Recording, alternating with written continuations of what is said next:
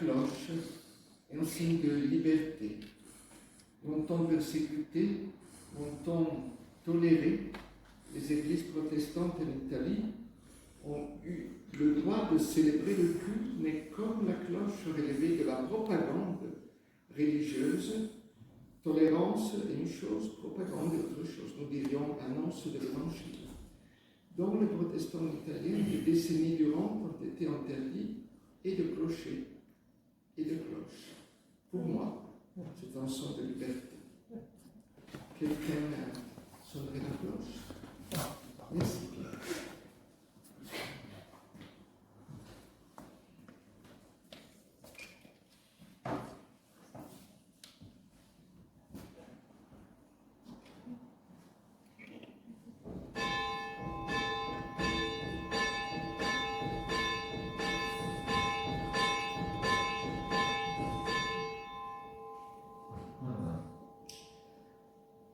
On a une bougie et même un siège, pour dire les choses à la catholique, un siège dénominationnel, déjà allumé. Les 4 bougies de l'avant attendent avec impatience d'être allumées, mais nous recevons une lumière particulière qui vient d'un endroit bien particulier, appelé Jérusalem. Ce n'est pas dans le département, ce n'est pas dans la région PACA, mais exceptionnellement, c'est le où tu peux l'amener et tu peux la décrire.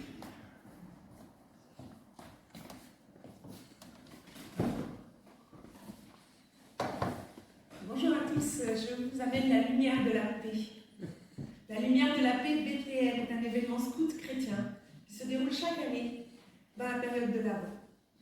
Allumée dans la grotte de la Nativité, à Bethléem, la lumière est rapportée en Autriche, puis transmise de main en main partout en Europe. Elle constitue un symbole de paix et de fraternité que l'on peut recevoir et diffuser. Chacun peut participer à la transmission de la lumière, qu'il soit scout ou non. Cette année, la lumière a été transmise hier dans une célébration à Nice. La lumière de la paix de Bethléem est une opportunité pour agir pour un monde plus fraternel. C'est l'occasion de faire rayonner la paix au-delà de nos frontières. Se mettre en chemin pour la paix, c'est aussi s'inscrire dans l'espérance. On le fait gratuitement, sans attendre de récompense. La paix, c'est quelque chose d'à la fois individuel et collectif. Être en paix avec soi-même et faire la paix pour les autres, cela profite à tout le monde. Alors soyons héros de paix. En recevant la lumière et en la donnant à notre tour, nous faisons un pas sur le chemin de la réconciliation. Nous donnons un signe d'espérance, afin qu'à son tour, notre prochain ose son premier pas. Et ainsi, de main en main, tout le monde, nos amis et nos ennemis, recevront cette lueur d'espoir et de réconfort. Et vous, qu'attendez-vous pour faire la paix? N'hésitez pas. Et ensemble, devenons émissaires de paix en nous engageant sur ce chemin de lumière venu de Bethléem. Osez le premier pas sur le chemin de la paix. J'ai apporté plein de petits pots et à l'issue du culte, si vous voulez, je vous donne cette lumière de la paix grâce à cette lanterne. Et avant, je vous invite à la prière.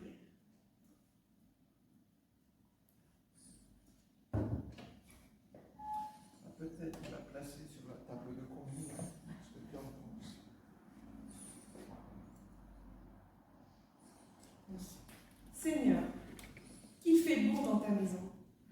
Dehors, l'hiver est à nos portes. La pluie tombe et les feuilles s'envolent. Mais chez toi, il n'y a rien à craindre. Ton espérance nous protège, ta confiance nous fortifie, ton amour nous réchauffe. Ah, qu'il est doux de rester près de toi. Mais toi, tu nous dis, allez, zou, dehors, enfile tes chaussures, tes gants et ton bonnet. Prends ton sac à dos et mets-toi en marche. Brave cette pluie, ce vent et ces feuilles, car ta sœur a besoin de toi et ton frère t'espère. Ton frère est seul et ta sœur s'est perdue. Ils ont froid de ton absence et faim de ta présence. Va, il y a quelqu'un qui t'attend quelque part. Seigneur, je vais partir affronter ce monde, car c'est toi qui me fais avancer et c'est toi qui me guides. Et c'est encore toi qui me consoleras quand la pluie sera trop froide, le chemin trop long, et les ampoules à métier cruel. Oui, avec toi, j'ose. J'irai par monts et par vaux, ici ici, là-bas, tout près ou bien ailleurs. Quelque part, quelqu'un m'attend. Là-bas.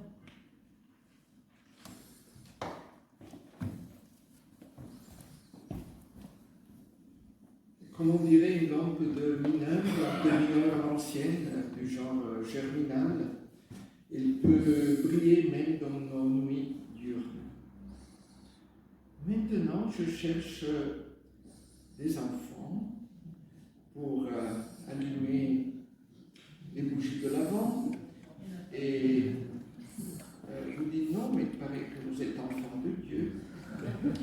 Et donc chacune peut procéder. Allez, ne soyez pas timides, mais ne venez pas tous et tout non plus. En dépit de mon exquise timidité.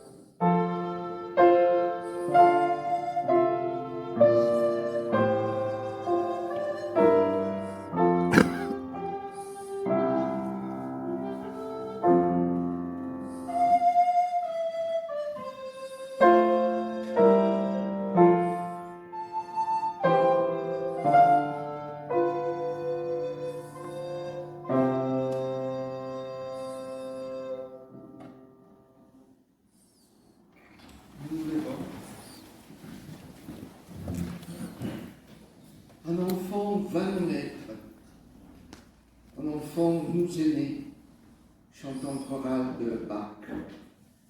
Tout est dans le nous, car nous sommes habitués à avoir des enfants ou à ne pas avoir des enfants. Nous sommes habitués à ce que les autres aient des enfants. Mais l'expression « un enfant nous est né » n'est pas seulement valable pour un père, pour une mère, pour un couple, pour une famille. C'est valable pour chacun, chacune, tous et toutes, même ceux et celles qui n'ont pas d'enfants. Un enfant pour chacun, un enfant pour tous. Il n'y en a qu'un au monde. il s'appelle Jésus. Et il est là. Ainsi, c'est lui qui nous donne la grâce, la paix et le réconfort dans ce temps de l'Avent, temps où même la nuit est lumineuse. Seigneur, que tout s'unisse.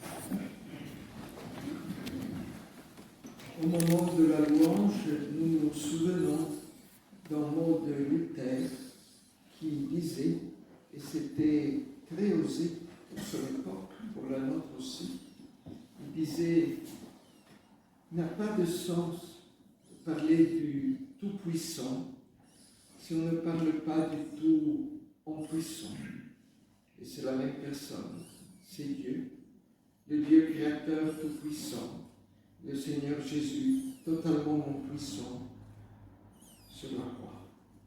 Il disait également, ça n'a pas du sens parler du très grand si on ne parle pas du tout petit. Et il ajoutait encore, ça n'a pas de sens parler de l'éternel si on ne parle pas de celui qu'un jour donné, à une heure donnée, est mort. Et ce n'était pas une mort apparente, même si au troisième jour, il est ressuscité. Ce matin, donc, chers amis, chers frères, Jésus-Christ en humanité, chères sœurs, nous louons le Seigneur,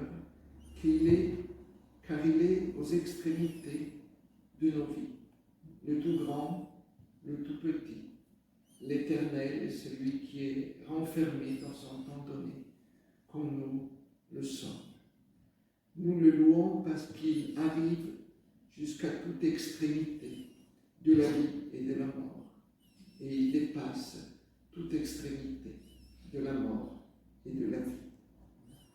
Nous te louons, Seigneur, par la aube nouvelle, quatrième fois de suite, à la page 322, le cantique 31-14 du recueil Alléluia, les strophes 1, 2, 3.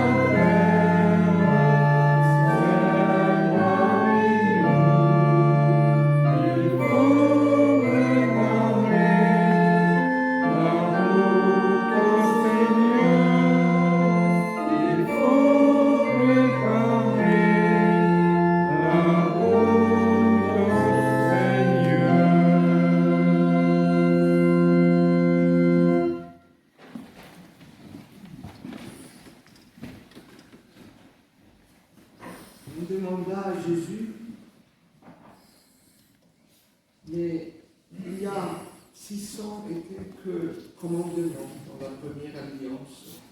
Mais que peut-on retenir si on ne fait pas une liste interminable? Respecter 600 et quelques commandements, ça tient bien occuper les gens. On pourrait même se passer du travail pour respecter la loi du Seigneur. Et le Seigneur, justement, répondit, il y en a deux, aime le Seigneur de tout ton cœur, de toute ton âme, et aime le prochain comme tu t'aimes toi-même. Et il y a problème, parce que nous ne nous aimons pas, souvent.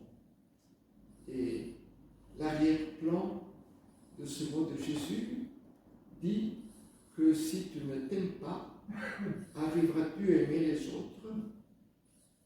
Probablement pas entièrement. Tu seras un altruiste maso. Nous ne sommes pas appelés à être des altruistes maso.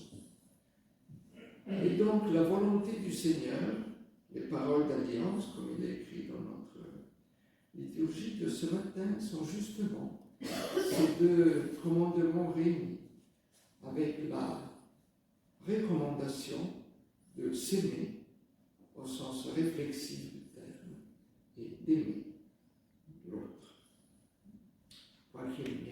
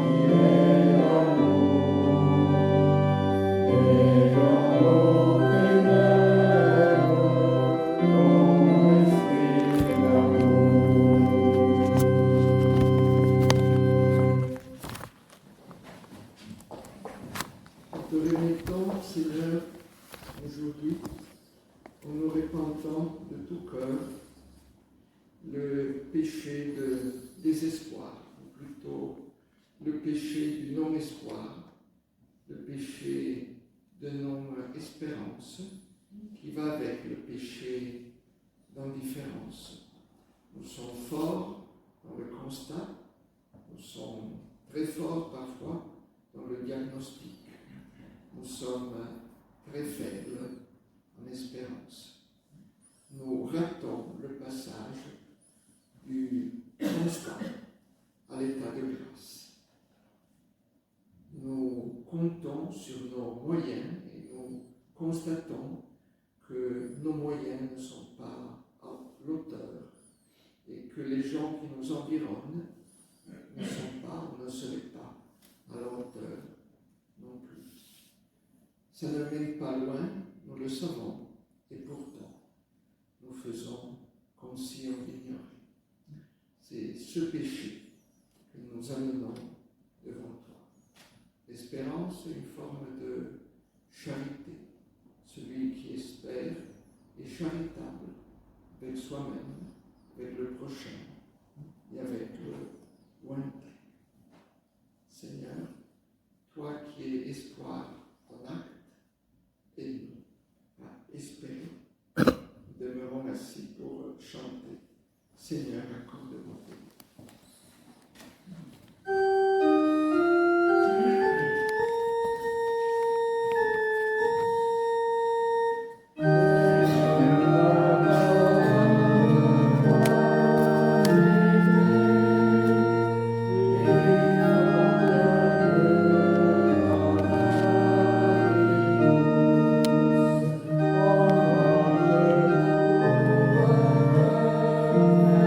Amen.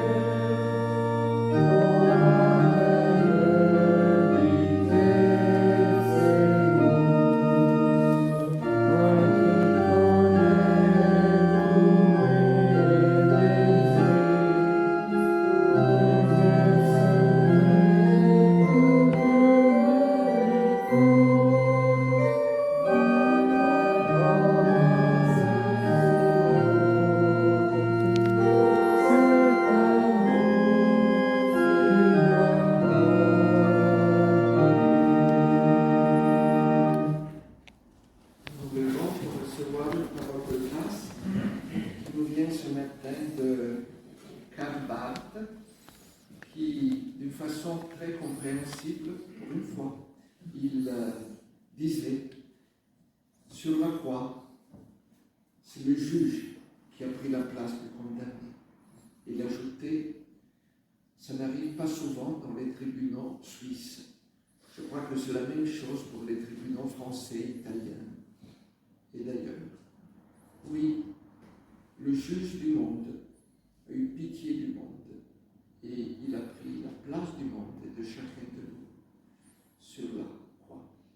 Il s'est fait condamner, il s'est laissé condamner. Et c'est cette condamnation qui a permis la suite. Au Dieu des grâces éternelles.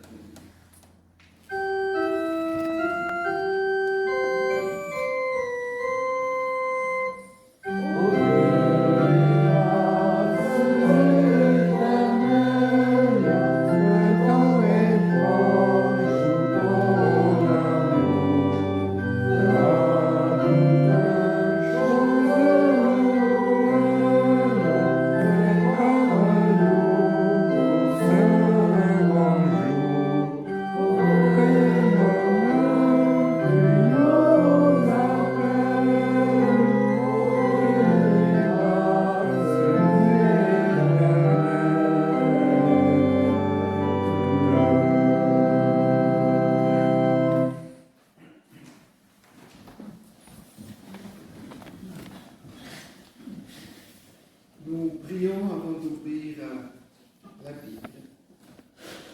Et avant d'ouvrir la Bible, je vais vous parler non pas de la Bible, mais du papier Bible, qui a été inventé, pour ainsi dire, pour les Bibles. Il fallait un papier très fin pour ne pas avoir de Bible immense. Et on l'a fait.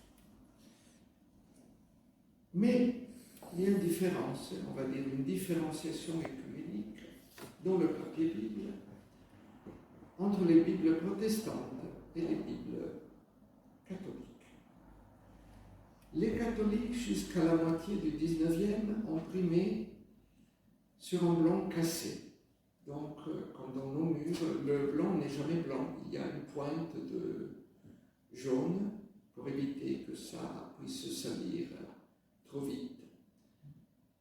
Mais la raison n'était pas celle que je viens d'indiquer pour les murs.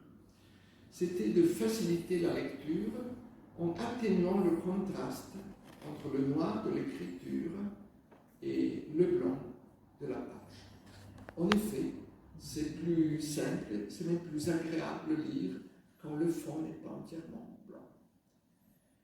Mais voilà, les protestants sont toujours un peu contre-courant, et donc eux, ils imprimaient sur du blanc, 100% blanc.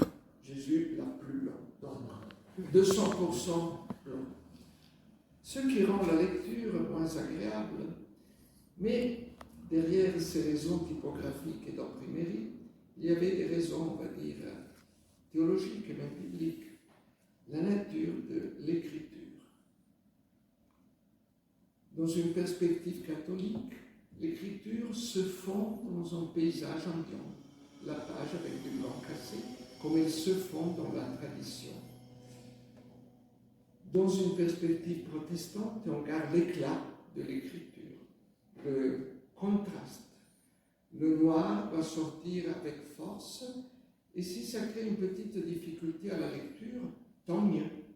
Tant mieux. Ça montre que la parole de Dieu est autre chose des autres paroles de bouquins, et que Dieu est autre par rapport à nous, tout en étant très proche de nous.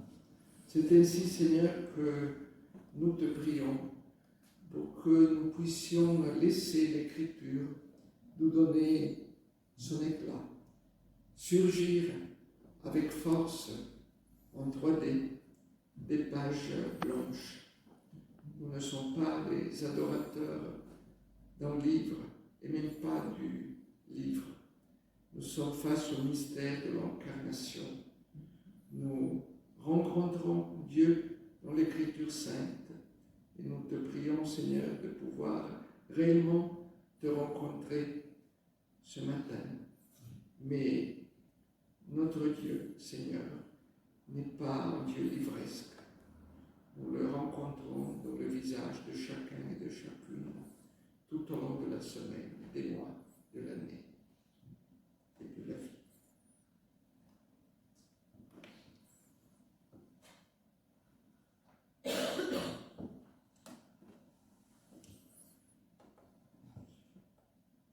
J'ai pensé initialement confier la lecture de ce matin à quelqu'un, mais ce quelqu'un aurait pu me dire « Mais Enrico, tu m'as piégé, parce qu'il n'y a que des noms bizarres, et c'est une page qui est crainte par les catéchumènes de tous bords. » Donc je me suis entraîné à la lecture à haute voix.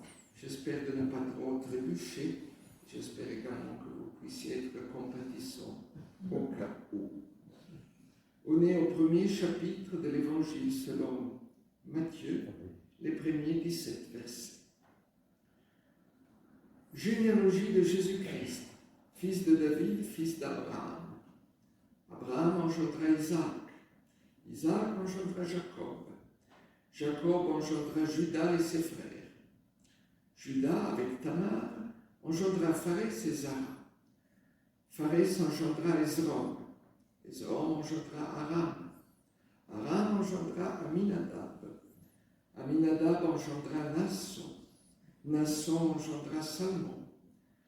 Salmon avec Rahab engendra Boès.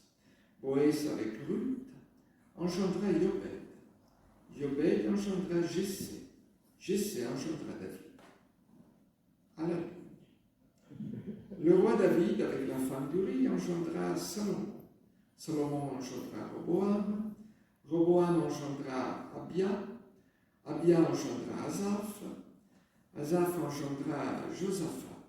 Josaphat engendra Joram. Joram engendra Osias.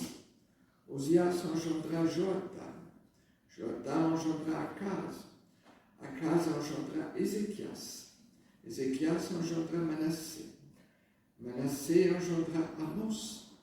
Amos engendra Josias. Josias engendra Jéconia et ses frères au temps de l'exil à Babylone. À la ligne.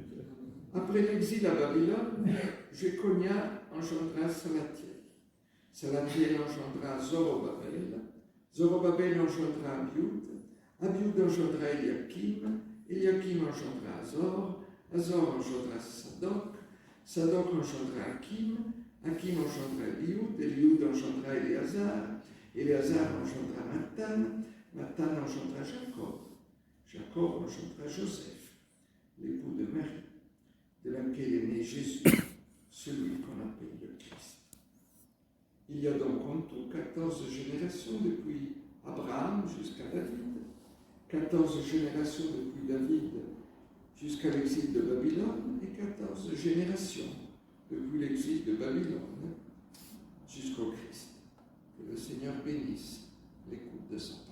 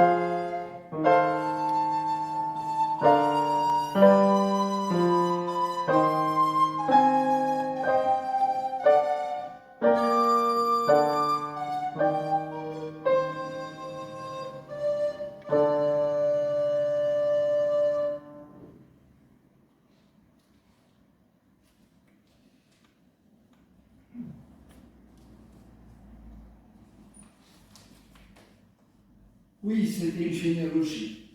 C'est même indiqué, premier mot. Généalogie de Jésus-Christ, fils de David, fils d'Abraham.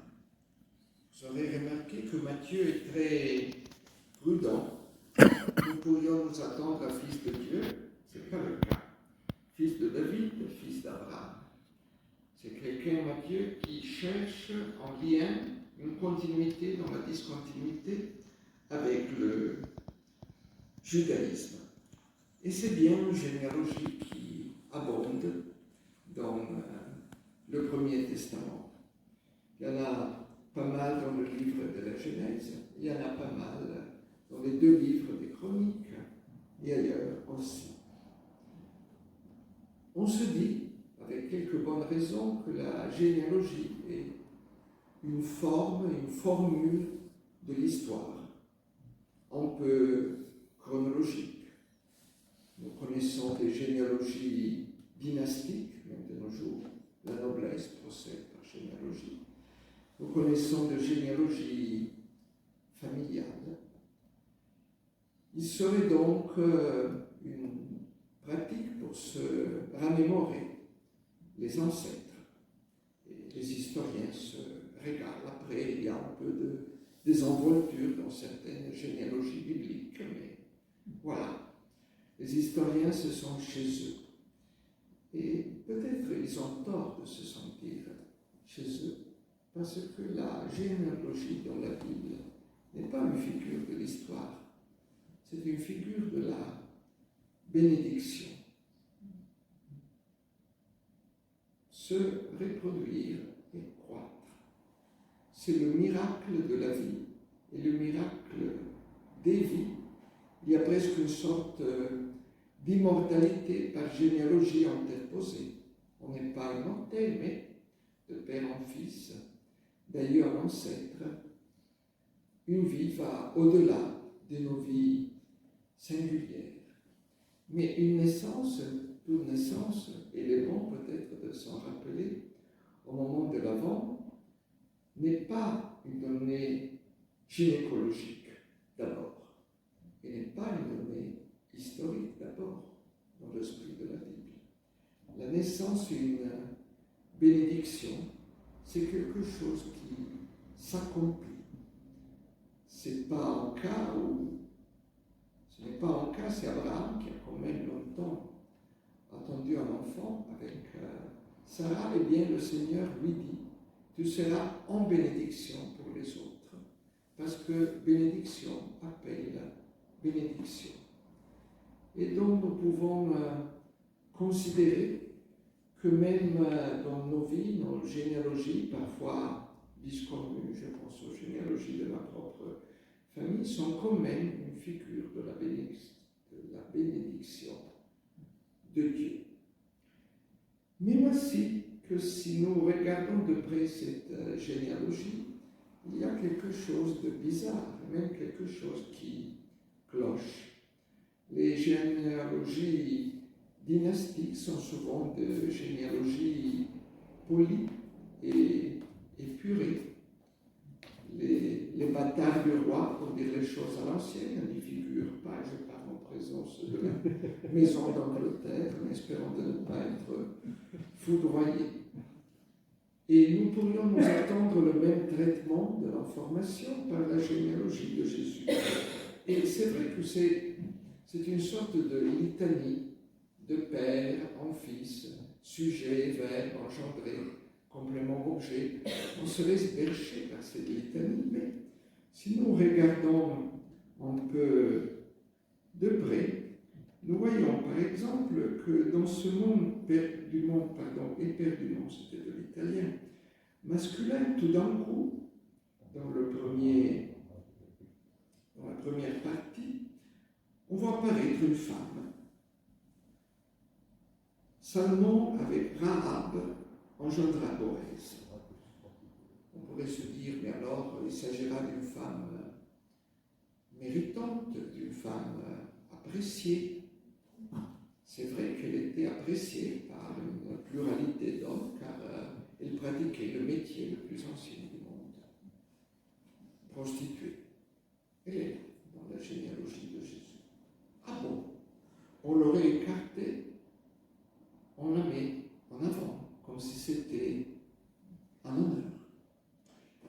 Et Ensuite, la ligne d'après,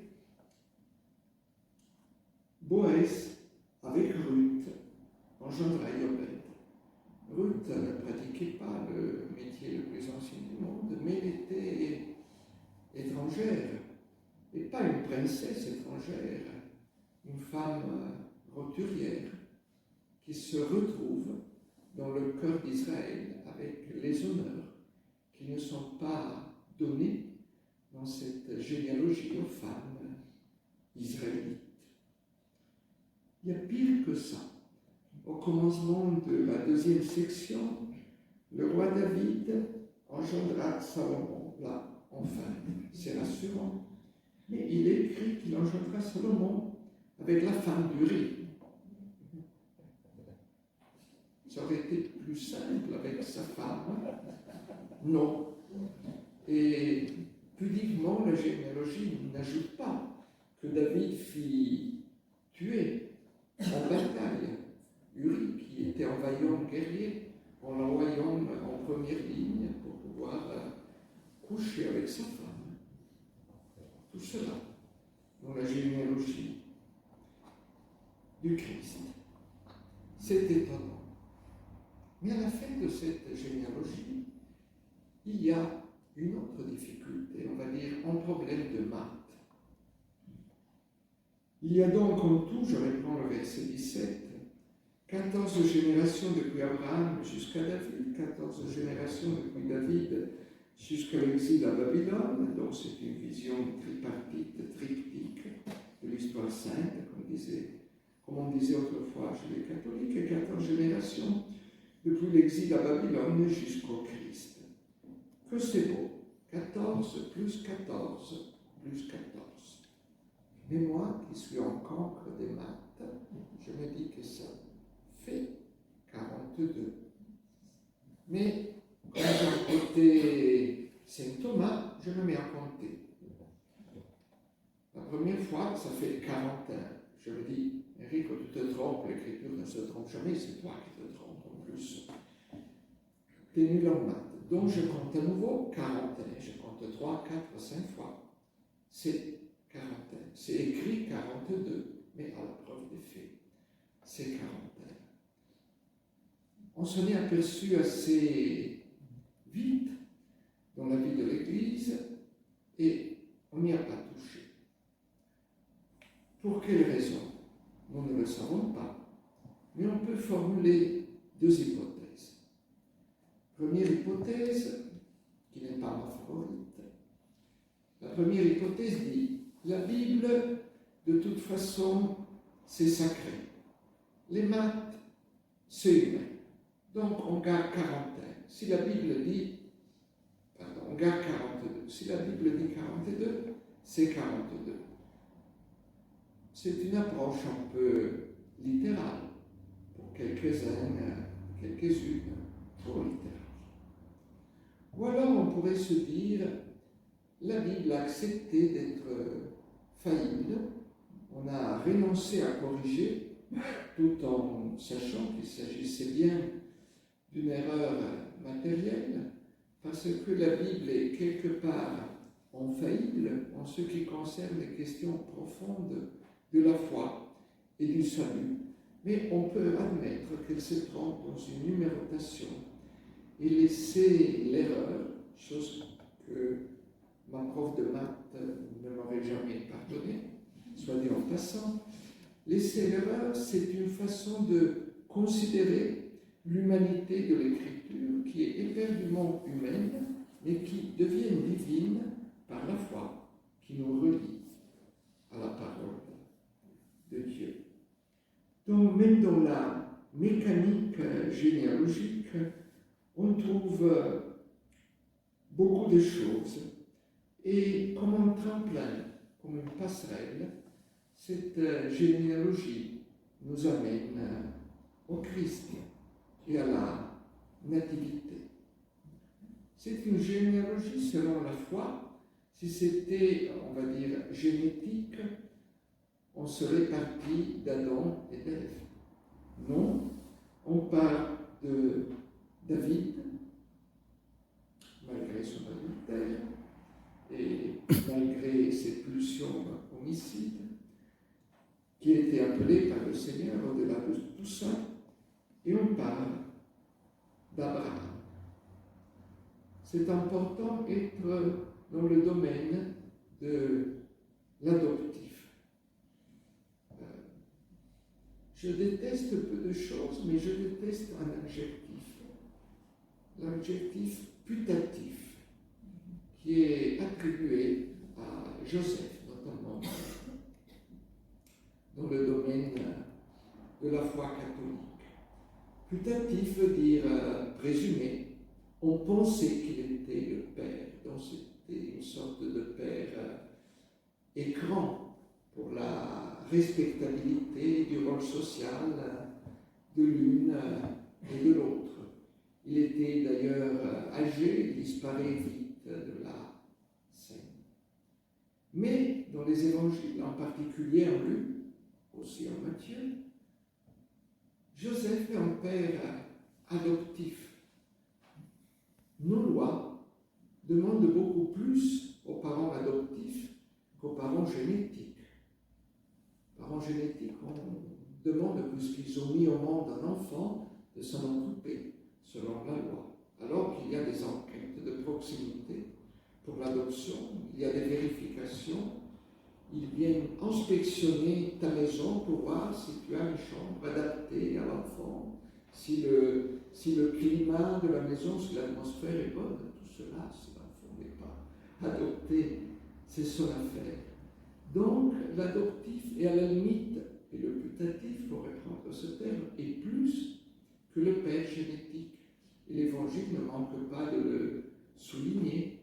Et d'ailleurs, l'Annonciation a été là pour Marie, mais dans un autre évangile, a été là pour Joseph. C'est Joseph qui prend l'enfant et Marie l'amène en Égypte. Donc on a Jésus l'Africain à l'âge de la crèche. On n'y pense pas beaucoup.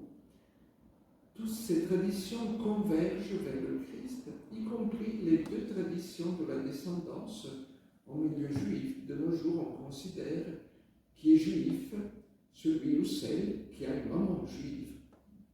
Ça se fait par un procédé matrilinéaire, comme on le dit. Mais à l'époque de Jésus, il y avait les deux sources, le patrilinéaire, par voie du Père, et le matrilinéaire, par voie de la Mère. Vous voyez donc la généalogie, et ses bizarreries. Vous voyez donc que la paternité adoptive, vous voyez donc que la maternité, pas comme les autres annoncées, converge jusqu'à l'arrivée de l'enfant que nous allons célébrer dans la veillée de Noël. On est sur la deuxième marche du podium. On est quelque part sur une passerelle, sur un tremplin qui prépare soigneusement la suite et qui creuse l'attente. Ils sont des grands narrateurs, les évangélistes, et parfois ils ont une approche presque cinématographique par image, notamment Luc. Donc, on laisse la première place du podium pour l'enfant Jésus, la veillée de Noël, éventuellement pour une équipe que je ne nommerai pas dans l'après-midi. Amen.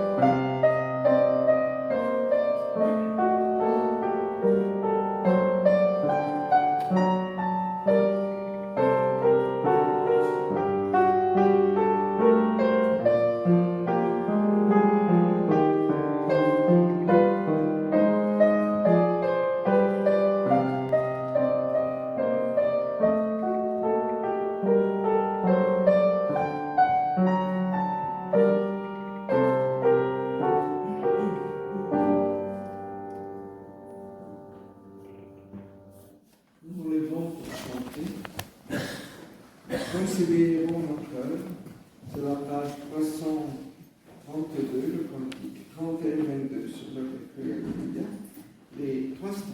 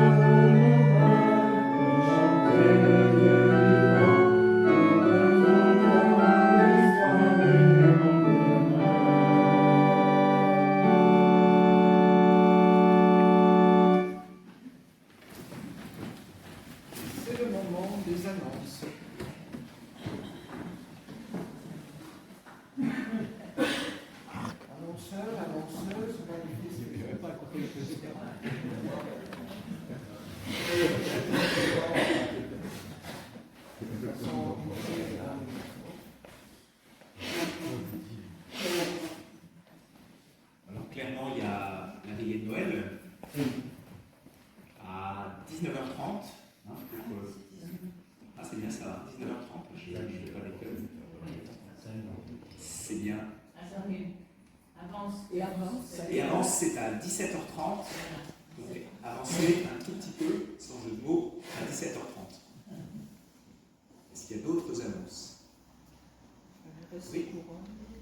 J'ai reçu parole pour tous, il est à votre disposition au prix de 10 €. Il reste des chocolats. Voilà, il reste des chocolats, il reste des confitures, il reste des couronnes. Des couronnes. Des couronnes et des branches, toutes celles qui sont. Bien sûr. Je signale simplement que j'ai déposé l'information de la carte à disposition sur la table de publication. Merci. Et nous nous réunissons mardi pour préparer le prochain bulletin. Vous avez des choses que vous voulez faire pareil dans ce bulletin, n'hésitez pas à nous envoyer.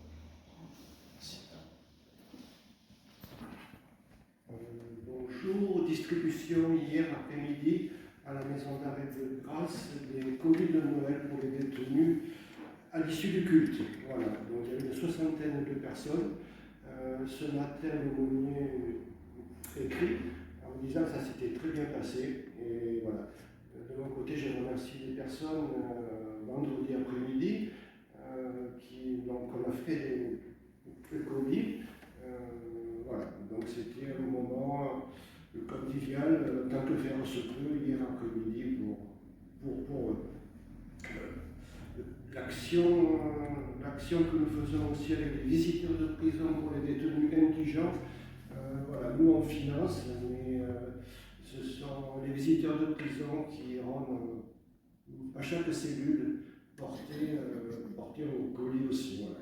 Et puis il y aura aussi un groupage de friandises pour le quartier des mineurs. Voilà. Merci.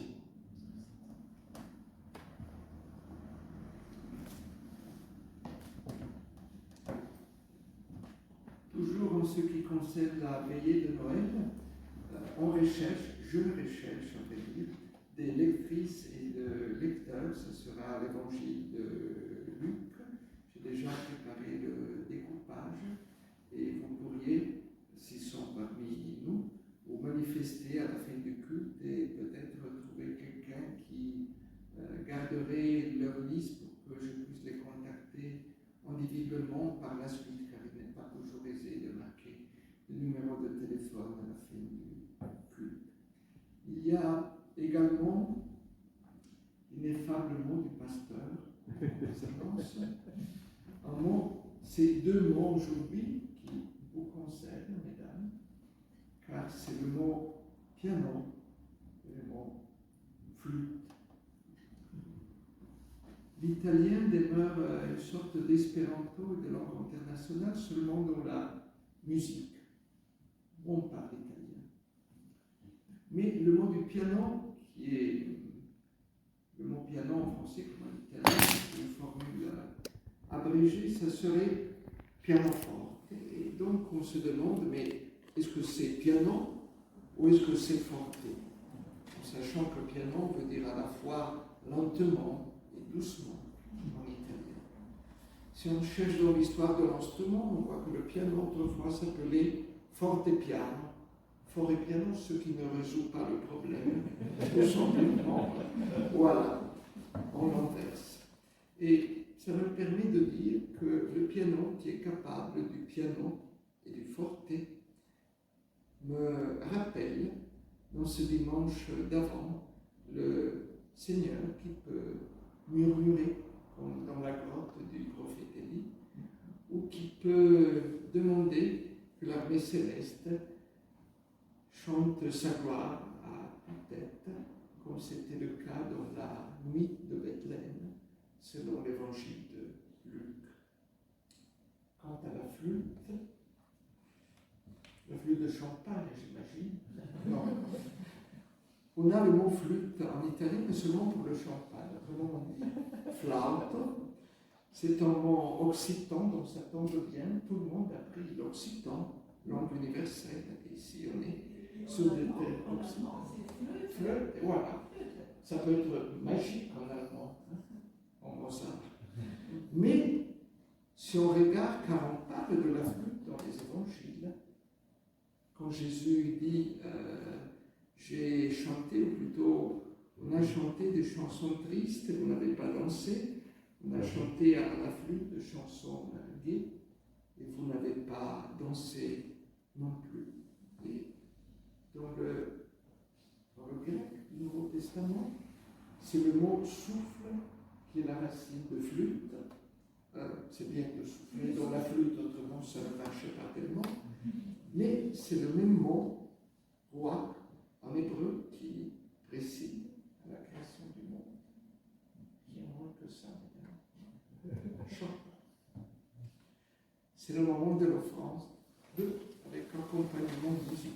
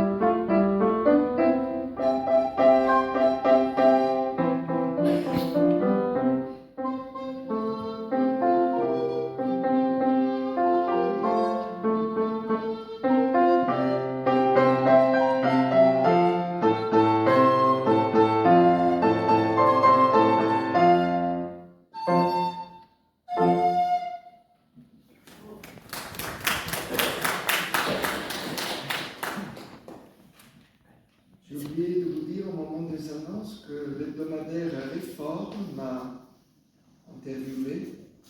On va lui demander pourquoi moi, pour savoir comment se passent les choses pour l'émission, plutôt pour la transmission YouTube de nos cultes. Je vois que Tony est en train de filmer, donc on aurait pu l'interviewer lui.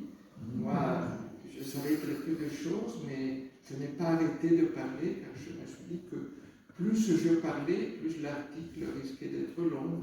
Et donc, pour la bonne cause, j'ai causé un petit quart d'heure. Après, on va voir si c'est une ligne, 5, 100 ou aucune ligne.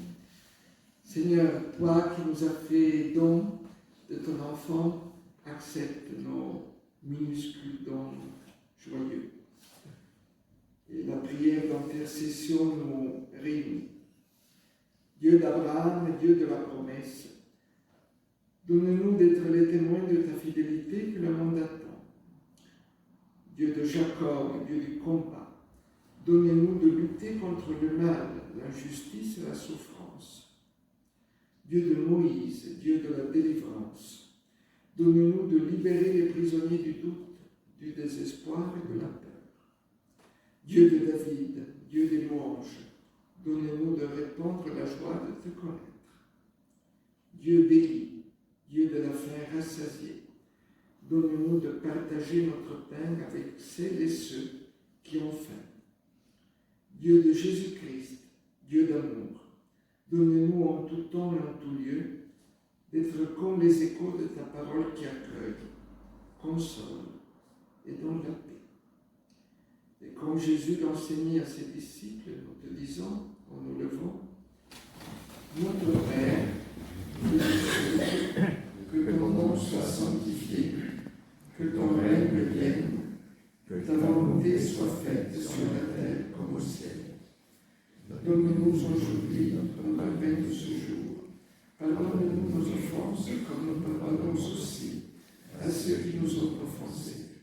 Ne nous soulève pas à la tentation, mais délivre-nous du mal. Car c'est à toi qu'appartiennent le règne, la puissance et la gloire, au siècle des siècles. Amen.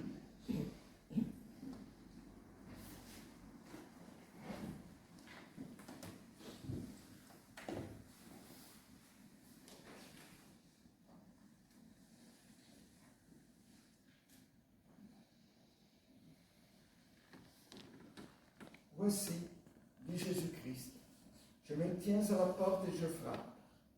Si quelqu'un entend ma voix et ouvre la porte, j'entrerai chez lui et je prendrai la scène avec lui et lui avec moi. Nous sommes tous invités au repas du Seigneur et nous pouvons former un cercle autour de cette table. Celles et ceux qui ne désirent pas communier sont aussi les bienvenus. Ils pourront prier avec nous et le moment venu, passer simplement la plat et la coupe à leurs voisins. Venez,